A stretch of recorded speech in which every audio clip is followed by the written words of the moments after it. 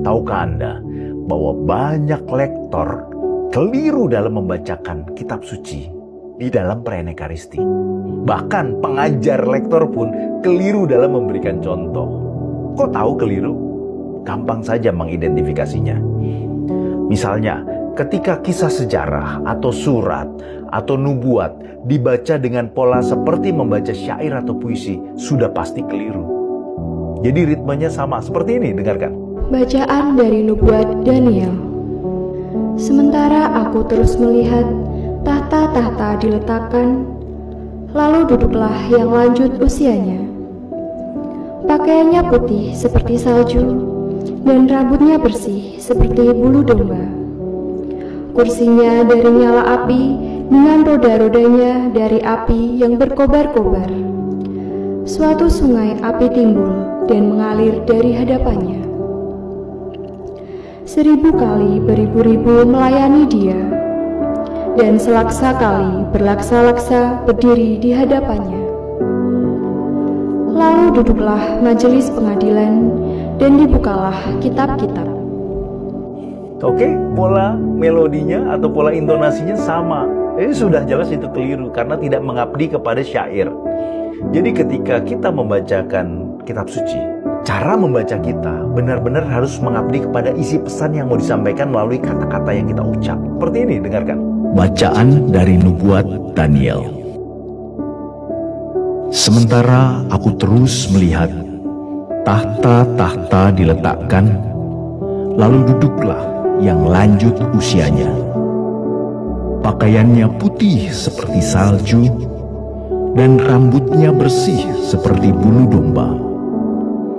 Kursinya dari nyala api dengan roda-rodanya dari api yang berkobar-kobar. Suatu sungai api timbul dan mengalir dari hadapannya.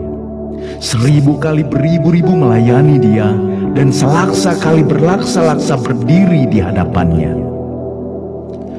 Lalu duduklah majelis pengadilan, dan dibukalah kitab-kitab. Maka untuk itu perlu pahami dulu konteks dan makna dari bacaan tersebut. Maka nomor 1, lektor perlu punya kompetensi biblis. Nggak harus menguasai semua isi kitab suci, nggak harus ikut kursus kitab suci, tetapi minimal paham terhadap perikop yang mau dibacakan. Dan kabar gembiranya, zaman sekarang gampang untuk bisa memahami konteks yang tepat dan makna yang tepat dari kitab suci, yaitu menggunakan ChatGPT. Tapi promptnya nggak boleh salah. Nanti saya berikan di video berikut ya, supaya nggak sesat hasilnya. Jadi 1, kompetensi biblis. 2, kompetensi liturgis. Paham hakikat liturgi sabda. Paham hakikat liturgi sabda dalam konteks liturgi Ekaristi. Dan juga paham bagaimana peran lektor dalam liturgi sabda tersebut.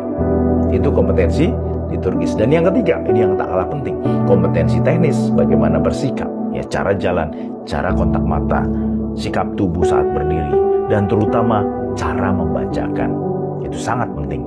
Karena itulah prinsipnya dalam Anda menyiapkan diri untuk menjadi lektor dalam perayaan Ekaristi. 1, dalam belajar yang diabdi utamanya, ini ikut prioritas ya, adalah ketepatan dalam membacakan atau membaca dengan benar. Itu dulu, benar sesuai dengan isinya. Kisah ratapan tentu dibaca dengan wajah yang agak sayu. Kisah sukacita dibacakan dengan gembira. Surat ya dibaca sebagai surat, maka harus tepat. Nubuat dibaca dengan gaya tertentu. Kisah sejarah dibaca dengan gaya berbeda lagi. Itu yang 1, baca dengan tepat. 2, bacalah secara relevan. Maksudnya sesuai dengan konteks umat. Contoh sederhana yang paling gampang kita bedakan. Ketika dalam perayaan Ekaristi yang hadir semuanya lansia, pasti cara bacanya beda ketika semua yang hadir anak-anak SD, SMP. Yang satu lebih ekspresif kepada anak-anak, kepada lansia lebih teduh, yang lebih kalem, betul kan? Kalau misalnya umatnya general, umum dalam misa hari Minggu, tetap akan berbeda. Umat di Medan, banyakkan orang Batak misalnya, tentu beda dengan umat di Jogja. Di sana lebih ekspresif, di Jogja lebih kalem, lebih teduh. Beda lagi mungkin di Sulawesi Utara, beda lagi di Papua, Maluku, dan sebagainya. Sesuaikan dengan konteks cita rasa umat, bukan dengan konteks kita pribadi, bukan. Karena apa? Tugas lektor apa sih? Tugas lektor kan membacakan atau membawakan sabda Tuhan agar didengar oleh umat. Satu, didengar umat berminat. Kedua, dipahami umat. Dan ketiga, diresapkan dalam hati. Jadi satu tadi apa? Tepat, benar. Kedua, relevan. Dan yang ketiga, dalam koridor liturgis. Artinya nggak boleh lebay seperti main teater, tapi juga nggak boleh terlalu teduh seperti sedang meditasi. Konteks liturgi, ada keagungan, ada batasan dalam berkomunikasi. Dan yang terakhir adalah estetis, keindahan.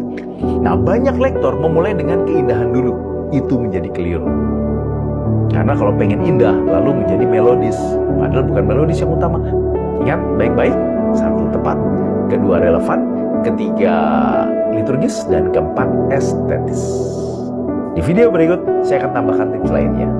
Selamat melayani, Tuhan memberkati.